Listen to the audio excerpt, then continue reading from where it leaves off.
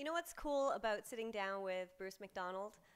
Not the fact that he has yet another film at TIFF, Weirdos. I mean, of course, that's cool, but hey, we grew up in the same hood in Rexdale, Toronto. Straight out of Rexdale. Straight out of Rexdale. We're going to have to make that a movie, right? The follow-up to Straight Outta Compton? I think so, you know. And we've got the rivalry set up. I went to North Albion Collegiate Institute. West Humber, Vikings. West Humber, Cougars. It's all good.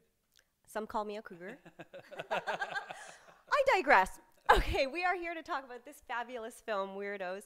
And I wanted to ask you, what was it about the film that made you want to tell the story? It took me back to being 15, 16 years old, which would have been around the summer of '76 when this movie takes place. And it's summertime.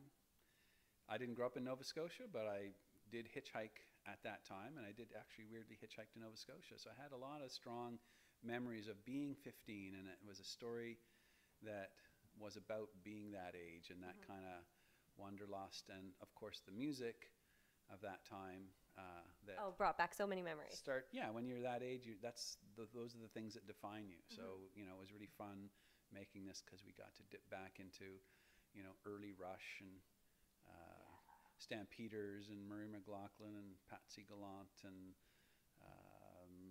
Lighthouse and Andy Kim and all these great sort of 70s canned rock.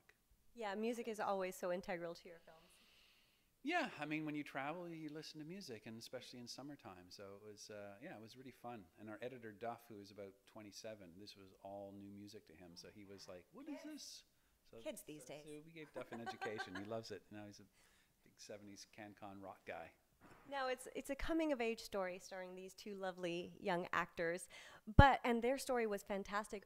What struck me, though, was it made me really think of my parents, and just parents in general, and how we forget that our parents had lives before us. Yeah, it's interesting you say that. There was a comment last night at the screening that somebody said, you know, the parents in this movie were much more sort of important than you would think they would be. Parents played by Molly Parker and Alan Hocko. It's the kid's story for sure, but there's this kind of very major, I guess, a kind of parentheses or a kind of bracketing or a framing.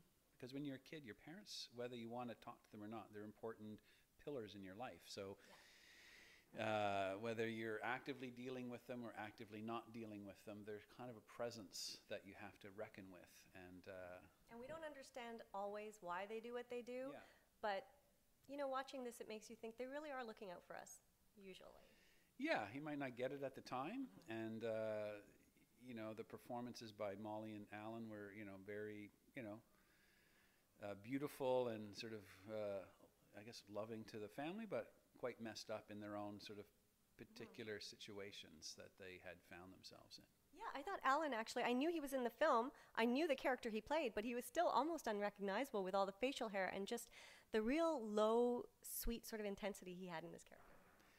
Yeah, and partly his character was stoned at the beginning, so he had that kind of nice sort of, that kind of nice little swagger. But yeah, he was great. It was a really beautiful arc that he made, and he made himself very vulnerable in the film, which people were very sort of shocked and surprised at. And he really took some great chances and some, you know, gave us a lot of himself in this part. So I was really kind of blown away by how far these actors went for our script, for our story. Yeah, really beautiful film, starring these two kids. It's just fantastic. And you know what else? Andy Warhol's in it, so you got to go see it.